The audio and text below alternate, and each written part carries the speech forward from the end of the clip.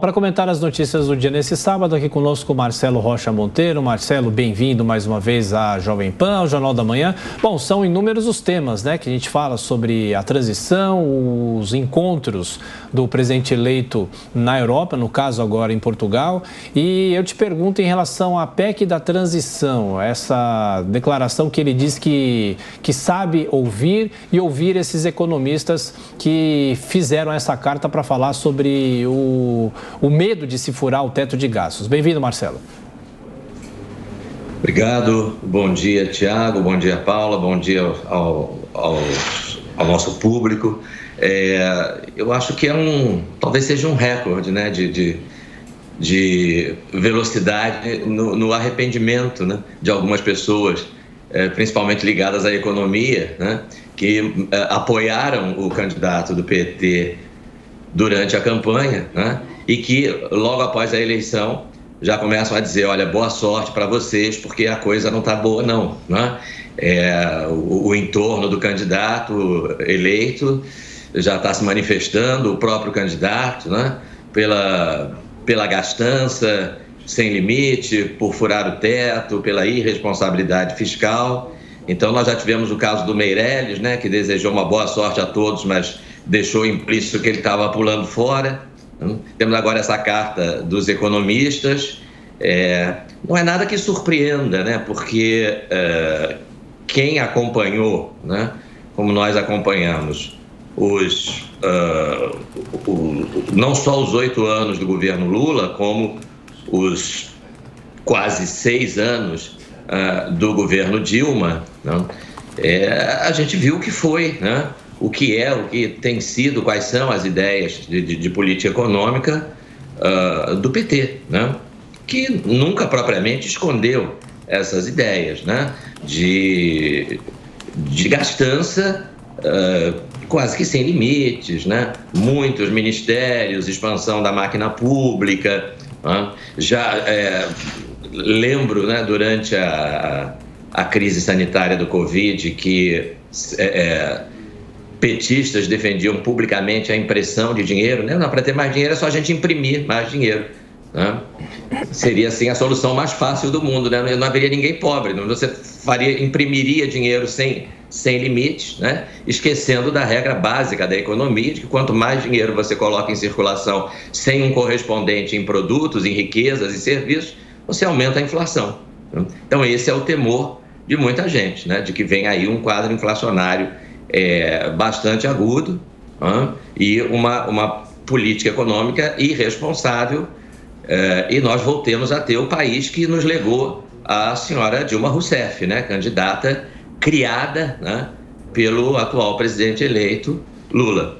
Essa é essa é a preocupação de muita gente, inclusive de gente que manifestou apoio ao presidente. Agora, outra coisa que eu achei interessante nessa declaração é atribuir mais uma troca de favores entre o presidente e o empresário, lembrando que foi essa troca de favores que levou o Lula para a cadeia, né? Um sítiozinho emprestado, um apartamento triplex reformado, né? Mas dessa vez com uma novidade. Ele diz, não, eu aceitei esse favor aí de um empresário, peguei uma carona no jatinho bacana, bonito, moderno e seguro dele, mas a culpa é dos bolsonaristas, né? Então agora tem mais esse ingrediente. A culpa pela troca de favores, né, entre um político eleito presidente e um empresário, que aliás responde a alguns processos, segundo eu tenho conhecimento, né, a culpa é da oposição, né? A culpa é dos adversários políticos. Então, é um sinal bastante interessante do que está para vir por aí. Marcelo, ainda falando sobre essa equipe de transição, que a gente sabe que tem sido um assunto bem polêmico desde as últimas semanas, Lula já havia dito que criaria essa frente ampla, mas a gente tem visto que muitas pessoas têm sido nomeadas, são nomes, enfim, que têm chegado a mais de 200 pessoas, inclusive. Como conseguir administrar tanta gente, Marcelo?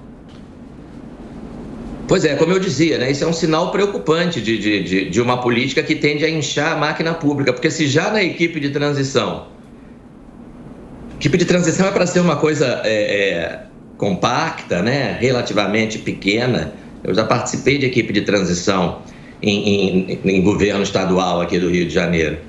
E é uma coisa pequena, né? é para você ir se inteirando, ir fazendo contato com as pessoas que estão no governo que está terminando, né? Recebendo informações, tomando pé com mais detalhes da situação, né? Quando você vê uma equipe de transição desse tamanho, é um sinal preocupante, né, do que já se anuncia, né? Um inchaço da máquina pública, voltarmos aos, 40 ministérios, né, do governo Dilma, e sempre essa ideia tão cara, né, à esquerda, de que o que vai resolver os problemas da sociedade é um Estado cada vez maior, cada vez mais inchado, mais ministério, mais secretaria, mais repartições públicas, mais departamento disso, departamento daquilo, cada um com o seu chefe, subchefe, assessor, subassessor, e vai por aí afora, né?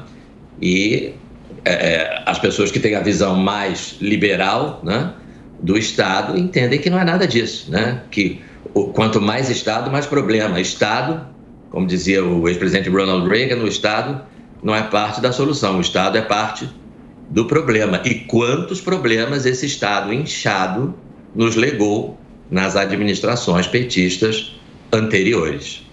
Ô Marcelo, e com a volta de Lula ao Brasil, o que se espera é de que comecem a ser feitos os anúncios, né, da equipe que vai compor o governo. E os jornais aqui de São Paulo trazem muitos bastidores sobre quem será o ministro da Economia ou o ministro da Fazenda, se o governo eleito entender que esse nome deva voltar a se chamar, né, o nome do ministério voltar a ser chamado Ministério da Fazenda. A possibilidade de Fernando Haddad assumir esse ministério. Qual que é o recado que o mercado pode entender a partir disso, sendo mais um político e não alguém ligado à própria área da economia? Eu acho que o recado que o mercado vai entender é que está na hora de rezar, né? Porque colocar na pasta da economia um cidadão, né, cuja tese, né, não sei se de mestrado e doutorado, foi uma tese louvando as virtudes da economia soviética, né, da economia da União Soviética, uma economia totalmente estatizada, né, um Estado gigantesco com dezenas e dezenas e dezenas de ministérios, né, que legou gerou um legado de pobreza absoluta, né?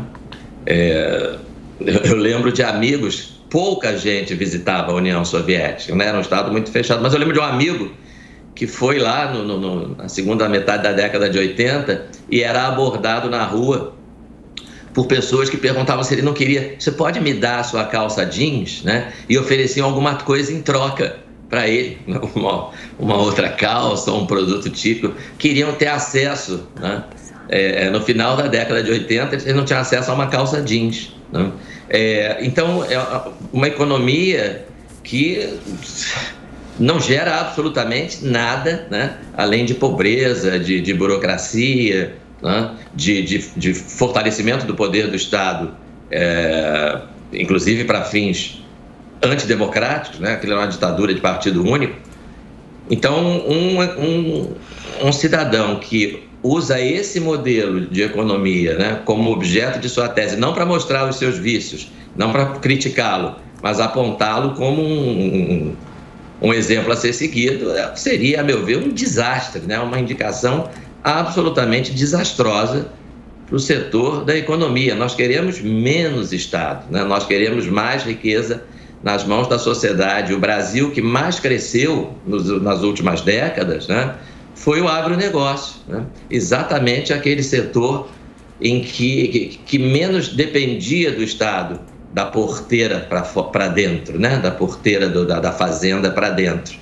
Daquilo que dependia do Estado, da porteira para fora, infraestrutura, né? Estradas para escoar os bens, tudo aquilo patinou durante muitos anos, né?